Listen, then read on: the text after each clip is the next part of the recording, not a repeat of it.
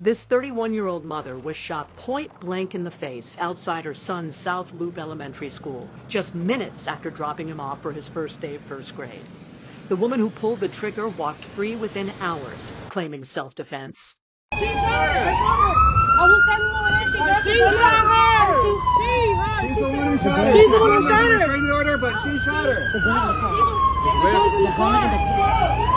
The morning of September 8th, 2025 began like any other Monday for Romeca Meeks-Blackmon. She woke early in her Chicago home, prepared her 6-year-old son for his exciting first day of first grade, and carefully packed his lunchbox. Inside, she tucked a handwritten note, a tender message of encouragement for the milestone day ahead. She posted a photo of the note to her social media accounts, a proud mother documenting a precious moment. Within the hour, she would be dead on a city sidewalk, her life ending in a violent confrontation that would leave her family devastated, and a community demanding answers about how a shooter could walk free. Romeca Meeks-Blackmon was known to her family and friends as a loving, supportive woman who lived for her son. Her mother, Tina McMiller, would later describe her daughter as an amazing mother who poured everything into raising her child. Romeca had navigated the challenges of single motherhood in Chicago's South Side, maintaining a relationship with her son's father, Carlos Way, who went by Losos on social media. But that relationship had grown complicated over the years, particularly after Carlos became involved with another woman who also bore him a son. The other woman was Quadaja Johnson, who went by the nickname Holly. Like Romeca, Johnson had a young child with Carlos Way, creating a complex web of relationships that had been deteriorating for months. The tensions between the two women had escalated significantly in the months leading up to that fatal September morning, with Johnson filing multiple protective orders against Romeca. The first order dated back to December 2024, and another was filed as recently as the summer of 2025. Romeca's family would later argue these orders were strategic, designed to create a paper trail that would support Johnson's claims of feeling threatened. On the morning of September 8th, shortly after 9 o'clock, Romeca completed her drop-off routine at her son's school in the 2200 block of South State Street, near Cermak Road in Chicago's South Loop area, close to the Chinatown neighborhood. The school day had just begun, children filing into classrooms as parents headed back to their cars and their morning routines. Romeca kissed her son goodbye, told him to have a great day, and watched him enter the building. She had no way of knowing that Carlos Way and Quadaja Johnson were nearby, or that a confrontation was about to unfold that would end her life. What happened next was captured partially on video and witnessed by multiple people on the street. According to eyewitness accounts and police scanner audio, a fight erupted outside the school grounds just moments after Romeca left her son at the entrance. Carlos Way had pulled up near the location where Romeca was walking, with Johnson in the vehicle. The exact words exchanged in those initial moments remain unclear, but what is known is that a physical altercation began almost immediately. Witnesses at the scene reported seeing Carlos Way place Romeca in a headlock during the confrontation, restraining her as the argument intensified. As Carlos held Romeca, Johnson reportedly ran back to their vehicle. She returned carrying a firearm. Multiple witnesses watched in horror as the situation escalated from a physical fight to something far deadlier. Without warning, Johnson raised the weapon and fired at extremely close range, striking Romeca directly in the face. The shot rang out across the neighborhood, sending bystanders scattering and leaving Romeca collapsed on the sidewalk. In the immediate aftermath, captured on cell phone video that would later circulate widely on social media, Johnson could be heard making a statement that would become central to her defense. "I have a concealed license to carry," she declared to those around her. Carlos Way, blood visible on his hands, echoed a similar sentiment. It was self-defense. Johnson later told responding officers that she had feared for her life during the encounter, citing the protective orders she had filed against Romeca as evidence of an ongoing threat. Emergency responders arrived within minutes of the 9:05 a.m. shooting. Paramedics worked frantically to stabilize Romeca, who had sustained catastrophic injuries from the gunshot wound to her face. She was rushed to John H. Stroger Jr. Hospital of Cook County, one of Chicago's premier trauma centers. Despite the efforts of medical personnel, Romeca Meeks-Blackmon was pronounced dead. She was 31 years old. Chicago Police Department officers immediately secured the scene and began their investigation. The shooting occurred in broad daylight on a busy street, providing investigators with numerous potential witnesses. Area 3 detectives were assigned to the case, which police quickly classified as domestic in nature. Quadaja Johnson was taken into custody at the scene without incident. Officers also interviewed Carlos Way, whose role in the confrontation was apparent to witnesses who had seen him restraining Romeca during the altercation. The investigation proceeded with what appeared to be standard protocol for a domestic violence-related homicide. Detectives interviewed witnesses, collected physical evidence from the scene, and reviewed any available video footage. Johnson was transported to a police facility for questioning, where she provided her account of the events. She maintained that she had acted in self-defense, claiming that Romeca had initiated the confrontation and that she felt her life was in danger. She pointed to the protective orders as evidence that Romeca had been the aggressor in their ongoing conflict. However, witness statements painted a different picture. Multiple people who observed the incident reported that Carlos Way had Romeca in a headlock when Johnson retrieved the gun.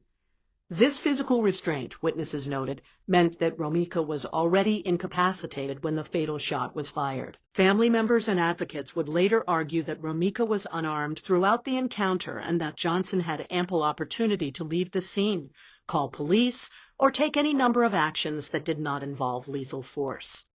As detectives compiled their findings, they forwarded the case to the Cook County State's Attorney's Office for charging decisions.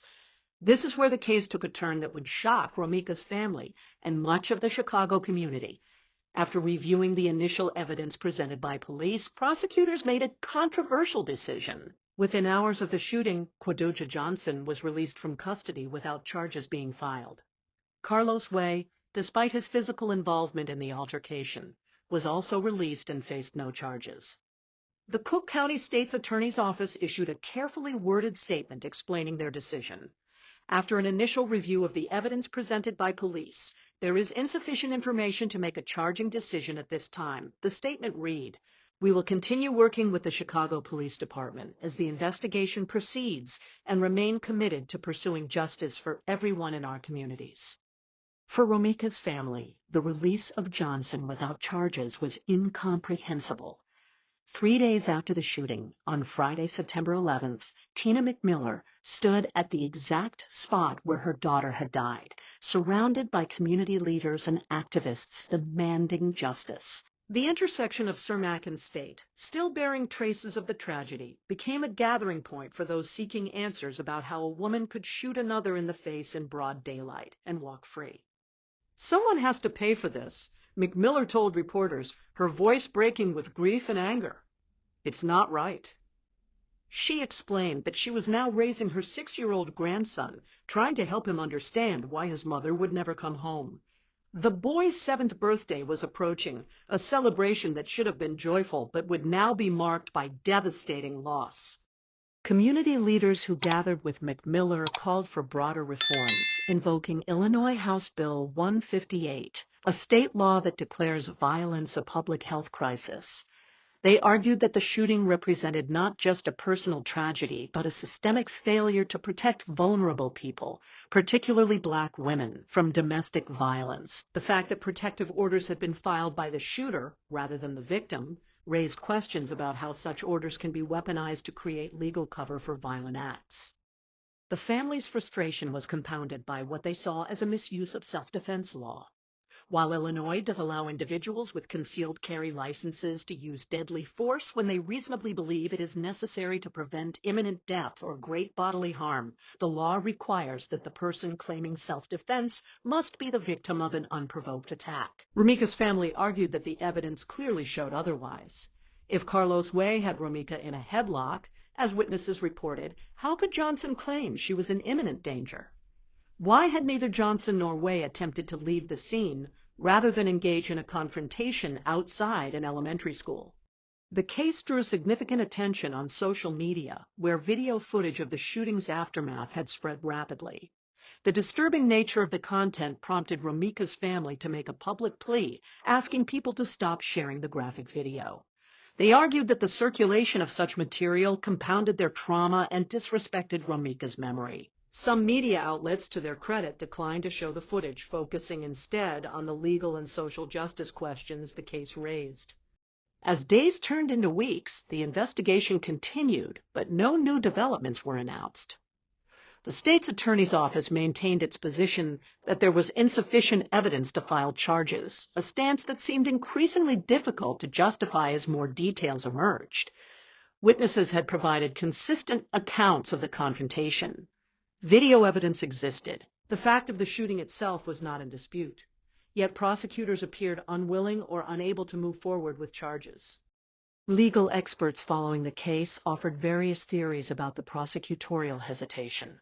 Some suggested that Illinois' self-defense laws, combined with Johnson's concealed carry license, created a higher burden of proof than in other jurisdictions. Others pointed to the protective orders, arguing that prosecutors might be concerned that a jury would view those orders as evidence that Johnson had reason to fear Romeca.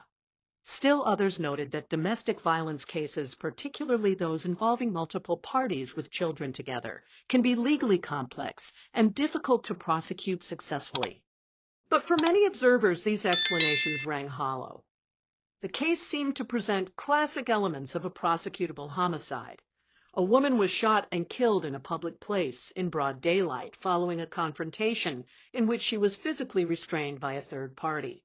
The shooter had time to retrieve a weapon from a vehicle, suggesting premeditation rather than splits, second defensive action. The victim was unarmed. These facts, critics argued, should have been sufficient to at least bring charges and let a jury decide the merits of a self-defense claim. Through her attorney, Quadaja Johnson maintained her silence. When contacted by media outlets, her legal counsel issued a terse statement. Quadaja Holly Johnson and her family have not provided, authorized, or issued any statements concerning the incident involving Romeca Meeks-Blackmon. As this matter remains the subject of an active investigation and pursuant to the advice of retained legal counsel, no further comment will be made at this time. Carlos Way similarly avoided public comment, leaving questions about his role in the confrontation unanswered. As September gave way to October, Romeca's son prepared to turn 7 years old without his mother. The handwritten note she had packed in his lunchbox that final morning remained a painful reminder of the future that was stolen from both of them. Tina McMiller worked to explain to her grandson why Mommy wasn't coming home, a conversation no grandmother should have to have. She also continued her efforts to pressure the state's attorney's office to reconsider its decision, making calls and reaching out to anyone who might help advance the case toward justice. The case highlighted broader issues about how the criminal justice system handles domestic violence, particularly in cases involving multiple partners and children. Advocates noted that situations where two women share children with the same man often create dangerous dynamics, with jealousy, financial stress, and custody concerns creating powder keg conditions. They argued that protective orders, while intended to protect victims, can sometimes be obtained too easily and may not adequately assess which party poses the actual threat. The case also raised questions about concealed carry laws and the boundaries of self-defense. Illinois requires concealed carry license holders to complete training in both firearms safety and the legal use of deadly force. That training explicitly covers when it is lawful to draw and fire a weapon. Critics of Johnson's release argued that her actions violated basic principles of that training. She was not trapped or cornered. She had avenues of escape, and the person she shot was being physically restrained by someone else at the time. As of early October 2025, the case remains officially open, but without charges filed. The state's attorney's office continues to state that it is reviewing evidence and working with Chicago Police Department investigators. For Romeca's family, this ongoing limbo is its own form of torture. They cannot grieve properly without closure, cannot begin to heal without justice, and cannot understand how the system they trusted to protect them has failed so completely.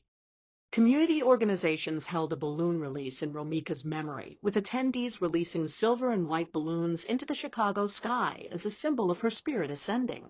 Her image appeared on T-shirts and posters bearing the phrase, "Justice for Romeca," a rallying cry for those demanding that her killer be held accountable. Social media campaigns kept attention on the case, with posts using hashtags to prevent the story from fading from public consciousness, as so many cases involving Black women do.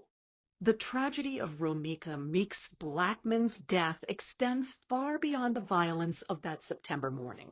It encompasses a young boy who will grow up without his mother, a grandmother forced to become a parent again in her grief, and a community left questioning whether justice exists for victims like Romeca. It reveals the dangerous intersections of domestic conflict, gun violence, and a legal system that too often fails to protect the most vulnerable. Romeca's son started first grade that morning with his mother's loving note tucked in his lunchbox.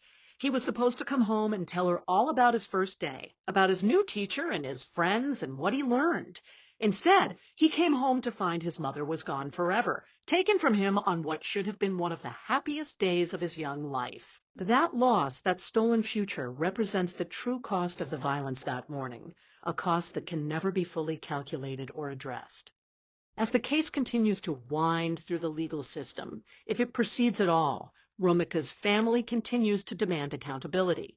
They have called on the state's attorney's office to file charges for prosecutors to put their faith in the criminal justice system and allow a jury to determine whether Quadelja Johnson's actions constituted self-defense or murder. They have asked for transparency about the investigation, for clarity about what evidence exists and why it has been deemed insufficient. Community leaders have expanded their advocacy beyond Romeca's individual case, using her death as a catalyst to push for reforms in how domestic violence cases are investigated and prosecuted. They argue that the system must do better at identifying true aggressors rather than accepting protective orders at face value. They call for more thorough investigation before releasing shooting suspects, particularly in cases with multiple witnesses and clear evidence of what occurred. The intersection of Cermak and State, where Romeca drew her last breaths, has become a memorial site. People leave flowers, candles, and notes expressing their sorrow and their anger. Some leave messages for Romeca's son, telling him his mother loved him and that the community will fight for her memory. Others leave messages demanding justice, calling out by name those they believe should be held responsible.